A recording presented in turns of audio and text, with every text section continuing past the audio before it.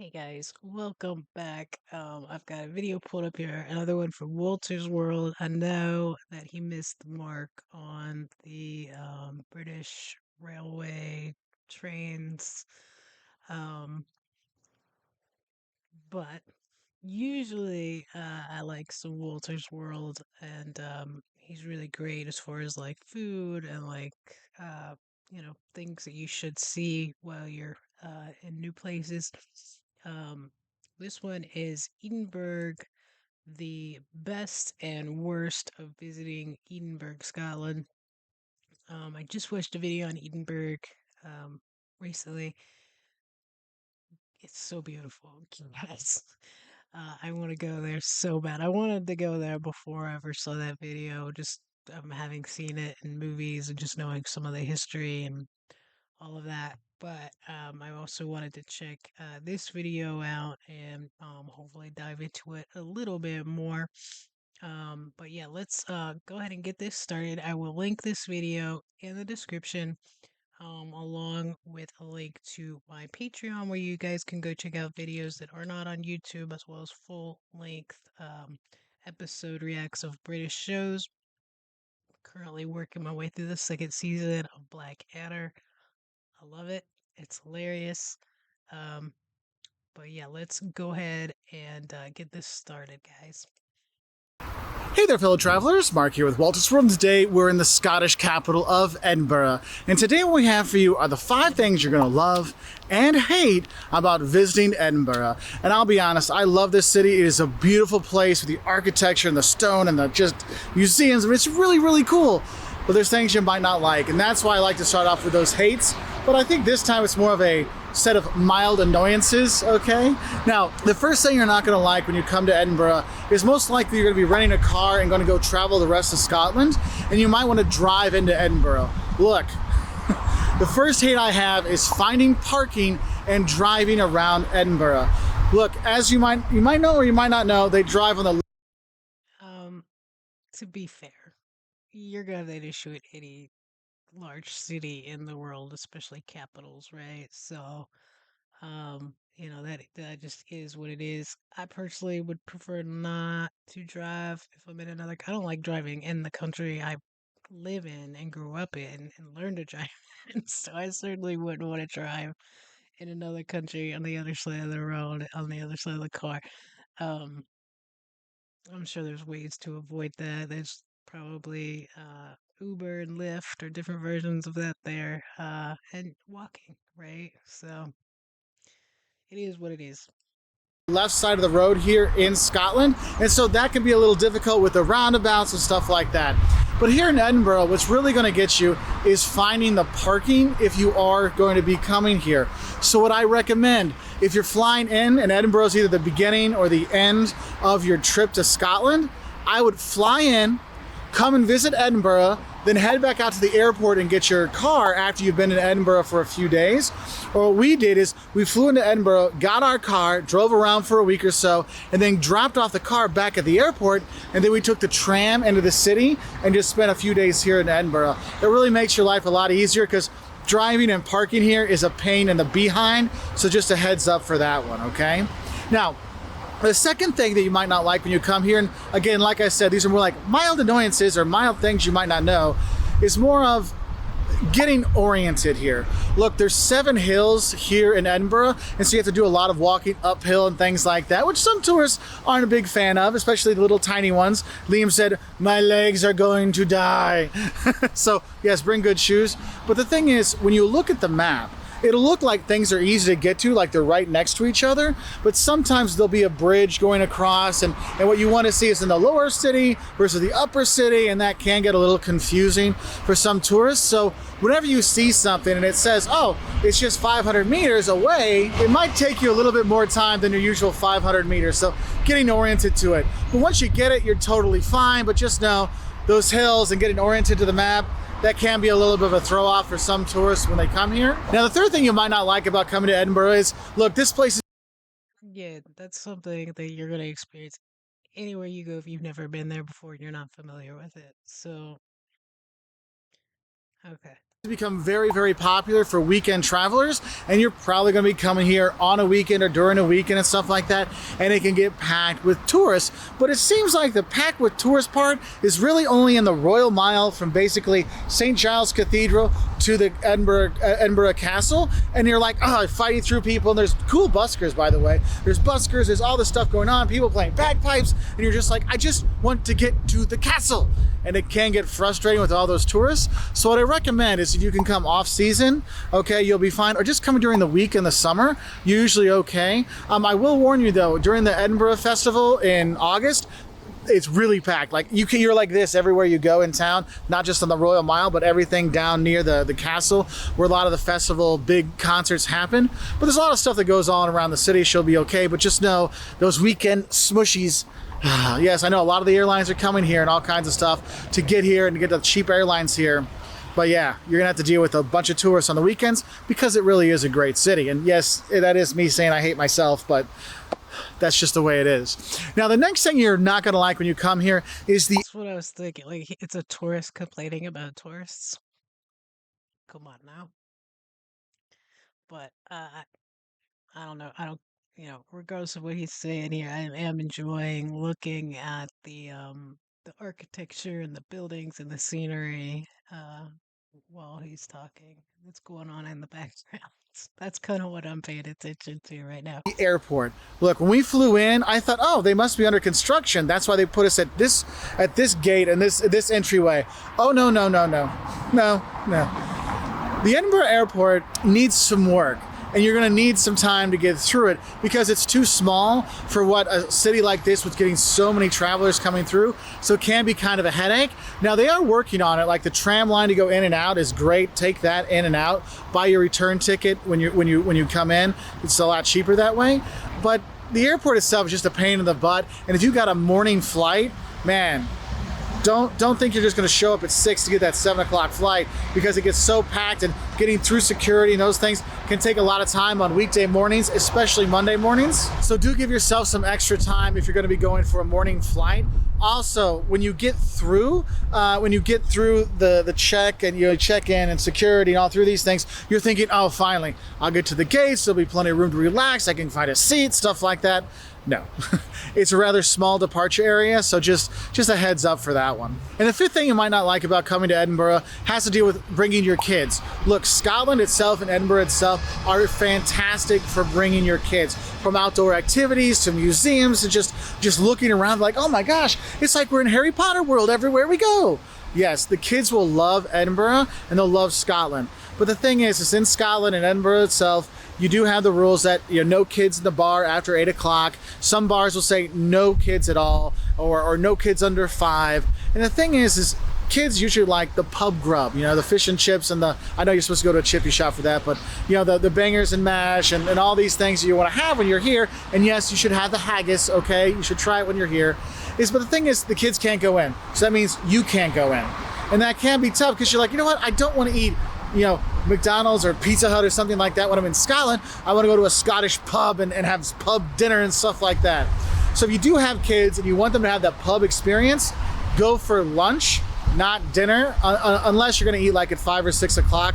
Otherwise, your kids won't be able to get in, and then you won't be able to get in. So that's kind of frustrating. Now, these 5 hates aren't really that bad. They're all things you can deal with. And I didn't mention, yes, the weather here is kind of so-so-y, but I talk about that in the love and hates of Scotland in general. So that's one of those things. But the thing is, what are you going to love when you're here?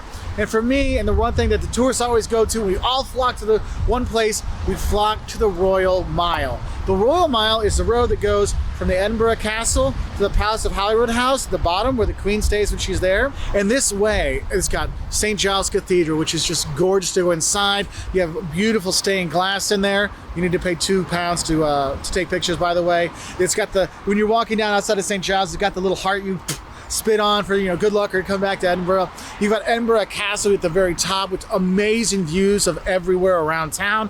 You can see the Scottish crown jewels and stuff like that there. A lot of history in the museum. You walk down, taking in the architecture. The church is just looking around going, wow, wow. I mean, it's just really, really beautiful and nice. And there's nice museums.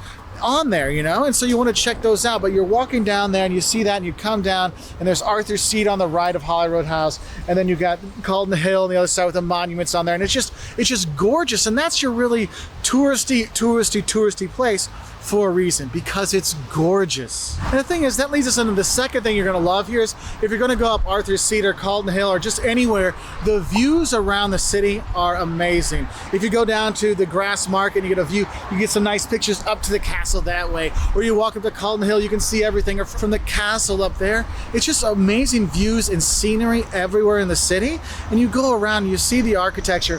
I'm just on some back road outside the center of town, okay, outside the new town, and it's gorgeous. I mean, and that's one of the things you love is the views of Edinburgh everywhere you go. Just like in Scotland, everywhere you go just seems like a postcard beautifulness. And so I really say is, look, don't just stick to the Royal Mile. Yes, that's my favorite part of it, and you're gonna love it, but go explore. You know, see that Scott Monument? Go out there, check out the Princess Gardens, but keep going, check out the new town and all kinds of places. You'll find amazing statues and cool statues. Guys, I saw that Jenner's building a couple times. What is that? I thought maybe it was like a hotel or something, but if you guys know, let me know what that is. It's beautiful. All over. We found a Sherlock Holmes statue yesterday. I mean, it's just like one of these cool things, and that's why you really have to explore. Don't just stay on that Royal Mile. Get out and explore and see some of those great views around the city. Now, the third thing that I love about coming to Edinburgh are the shops. There's the vintage shops, there's the kooky shops, there's the over-the-top touristy Scotland shops. And the thing is when you come here, you know, if you're coming for like your traditional H&M and Zara shopping and things like that, that's in the new town, not the old town. The old town's where the Royal Mile is. You're going to go across the Princess Gardens and go across there, and you'll see the Scott Monument and stuff. Over there is where you're going to have your traditional high street shops. But if you want to go shopping in Scotland, you go to Glasgow for the shopping. But Edinburgh, what's cool about Edinburgh is there's very, I would say, eccentric, eclectic shops, and you're going to go to those to find kooky little souvenirs, or if you want to find vintage clothing, things like that, go down by Grass Market. Around there, there's some really cool vintage places. Jocelyn loved it. I mean, you know, it's got to be pretty cool if the husband is like, yes, I want you to go shopping for vintage clothes because it's so cool. And that's one of the things you're gonna really love are these cool, quaint shops that are here. And don't worry if you're not gonna buy something, just go in and check it out. And they'll have all kinds of little things. I know Harry Potter is still very popular here, and you'll see when you walk around, you'll see the influence that Edinburgh really had on the Harry Potter series. And you'll see there's, of course, cheese ball shops that are for that, but they're fun to go on as well, okay? So that's one thing I love, is going shopping in the eccentric shops here, not just the traditional, you know, H&M, John Lewis, M&S kind of stuff. Now, the fourth thing you're gonna love about coming to Edinburgh is basically going around town, taking in the museums and the sites that are here, but things that aren't on that Royal Mile. Though I'm gonna mention two places that are. One, the Museum of Childhood is really cool. It kind of gives a history of what it was like to be a child in different epochs.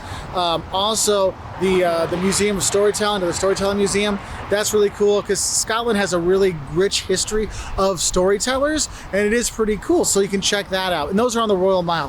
When you venture out farther, take the public transport out to Rosslyn Chapel. You can see the Apprentice Column and all these kind of stuff, and you'll hear the history about it. And yes, I know it's, I mean, 20. I love the double-decker buses. You don't have those, and they look, of course, it's from the outside, but they look so nice and cute and clean. Like if you do public transport, I mean, it depends. It depends where you are, but like it's usually not very nice. But it's like in most general places, especially ones that aren't necessarily like touristy places.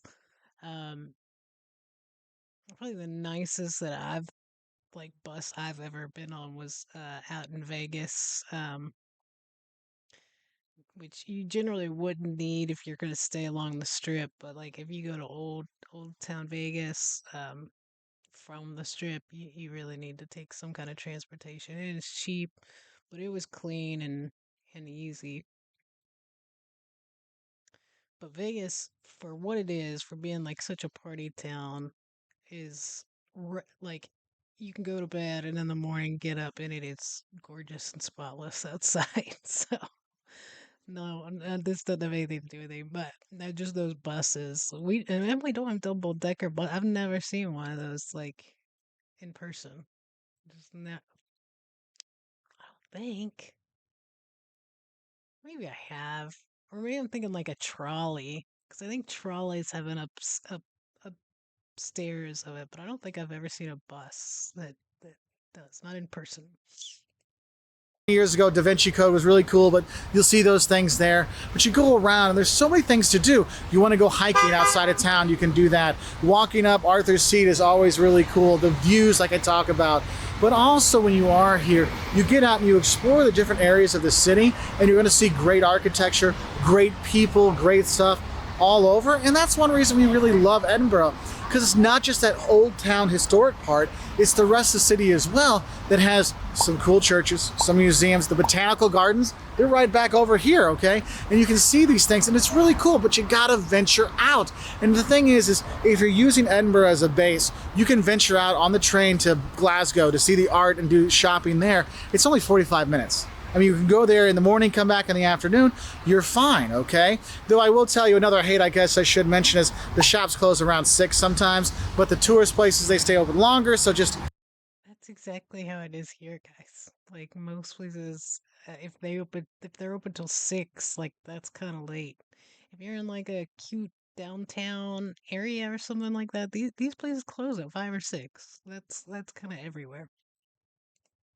a heads up on that one. Make sure you're looking at when things are closing and opening so you make sure you can shop when you want. And I think the last thing I'm going to say about the things you're going to love about Edinburgh is Edinburgh has amazing tourist infrastructure. There are tons of hotels, bed and breakfasts, apartment rentals.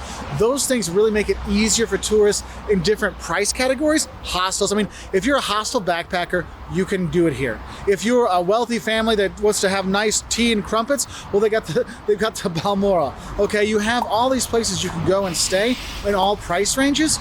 Also, we have a family with us. We're staying, we're here as a family. We've rented an apartment. All kinds of stuff you can get. Obviously, during the festivals, the prices go up. But the thing is, the infrastructure is there for the accommodation.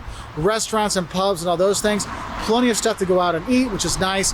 But also the tour infrastructure in terms of how well things are displayed, how helpful the people are at sites around town. They are quite nice. And if you have any questions, whether you're at a castle or a museum, just ask the docent that's there and they will give you the history times 10 about what you're seeing.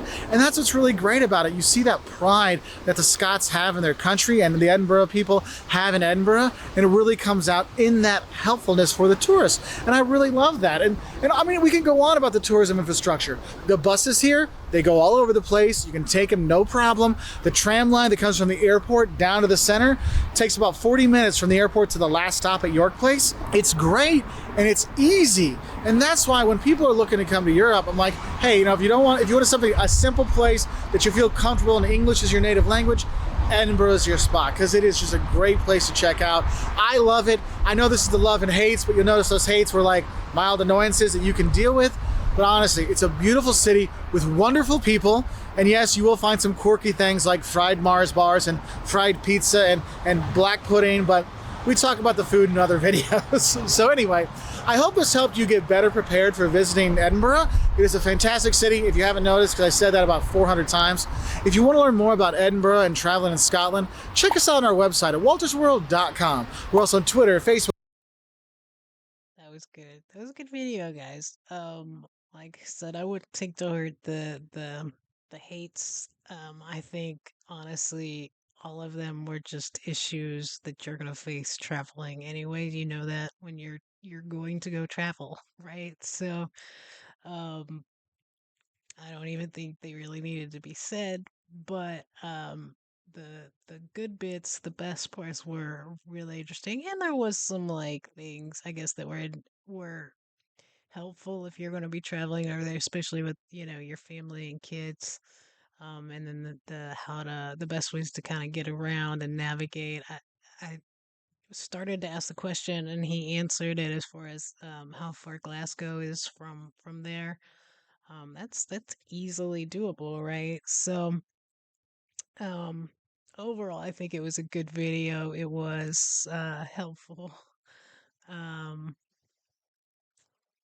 as far as like the kids not being able to be in pub, I mean, that's kind of how it's traditionally been everywhere. I mean, if you're thinking of the pub as kind of like a bar, you're not going to generally bring kids in anyway, but um if you're sitting down to eat, I don't know why you'd be there after 8 o'clock anyway with young kids. So, again, I think a lot of it was just trying to find something to say in those parts. But what a beautiful city. I mean, just it's gorgeous. It's gorgeous. Um, like I said, that's one place I really, really want to go. Hopefully you guys enjoyed that video. I did. Hit the like button, hit subscribe if you have not already done so. And also in the description, I forgot to tell you all at the beginning of the video, there will be a link where you can check out membership here on YouTube, get you some extra perks, have the ability to see videos um, before the general public does. There's usually quite a bit on there. I like to schedule them in advance just in case something pops up that I'm not able to do something. It gives me a little cushion. Uh, but also just how you can support the channel in general. And yeah, guys, I appreciate you all watching, and I hope that you all have an incredible day.